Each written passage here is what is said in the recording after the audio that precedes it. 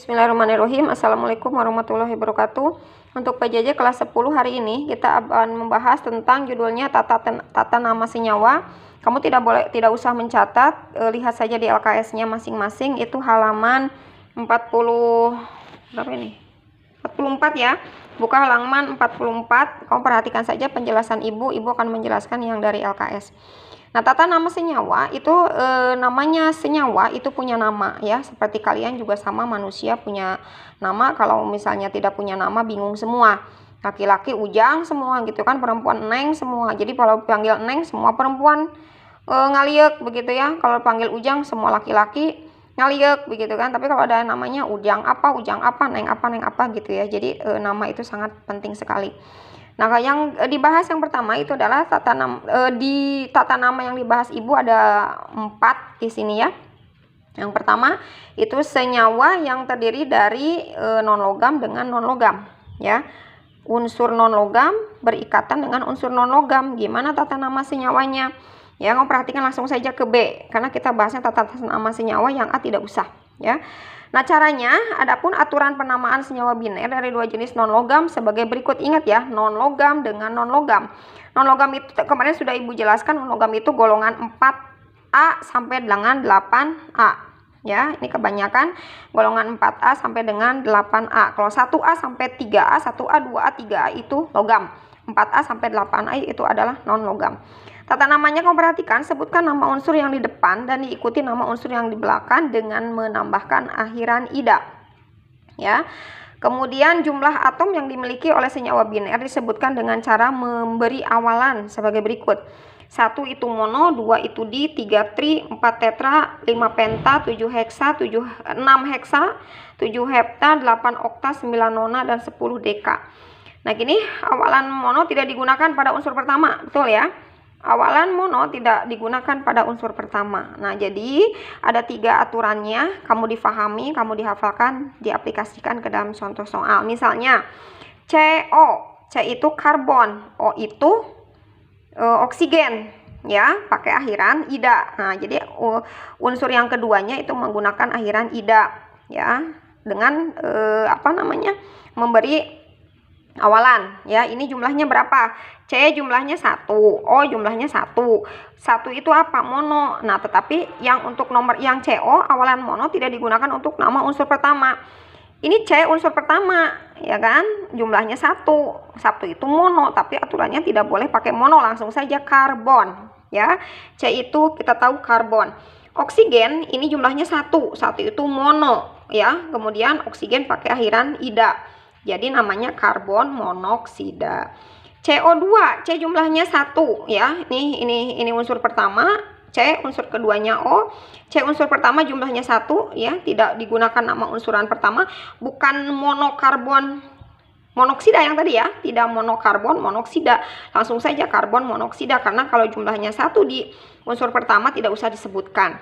Ini balik lagi ke sini, CO2, C-nya 1, tidak pakai monokarbon, langsung saja karbon karena jumlahnya unsur pertama 1.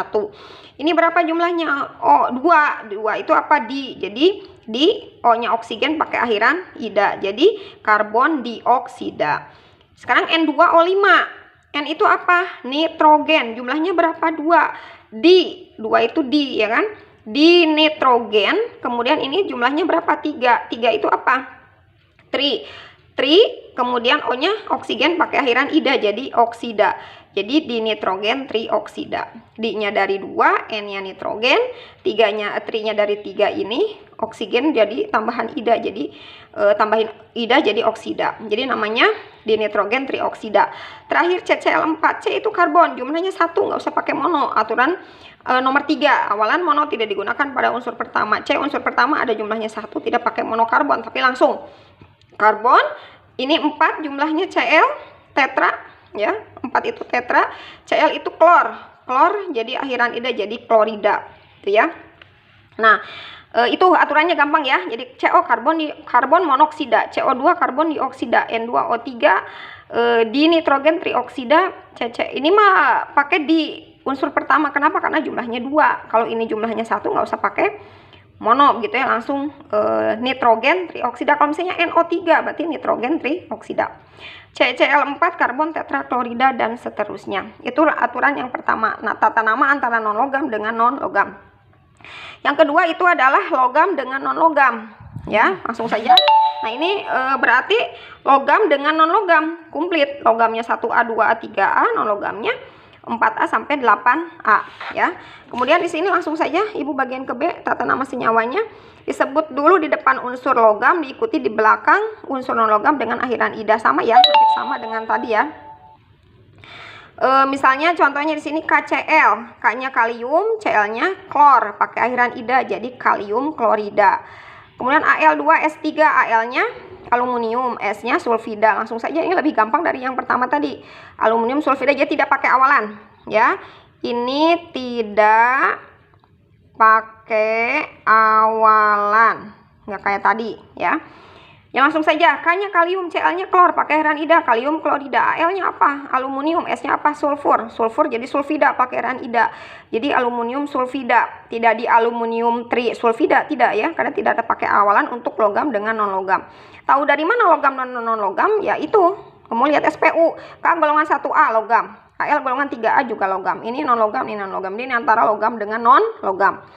Nah, kemudian jika tersusun dari logam yang membentuk dari satu macam ion, maka penambahan misalkan angka Romawi jadi muatan ion tanda kurung di belakang nama logam. Ini contohnya FeCl3, Fe itu besi, ini golongan B ya, ya saja di SPU. Fe itu B, Fe itu dari kata ferrum, artinya besi. 3 ini masukkan ke sini, pakai Romawi, dalam kurung Romawi 3, ini Cl, Cl pakai akhiran ida, jadi besi 3 klorida. Ini Cu ya, CuO. Cu itu tembaga, oksida itu oksigen. Oksigen itu muatannya 2. Jadi pakai Romawi 2 oksida. PbO. Pb itu timbal, oksigen 2 sama ya tadi. Timbal 2 oksida 2 ini jadi dari muatan oksigen. Kemudian yang ketiga itu senyawa poliatomik. Itu gampang sekali ini. Langsung saja ke B. Namanya itu menyebutkan nama kation, kemudian anionnya ya. Misalnya di sini apa nih?